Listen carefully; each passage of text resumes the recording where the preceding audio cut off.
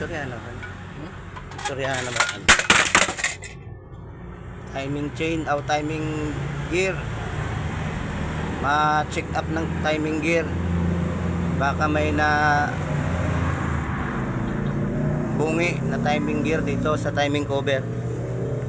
So aalisin itong flywheel saka itong timing cover dahil nandito sa loob yung mga timing gear.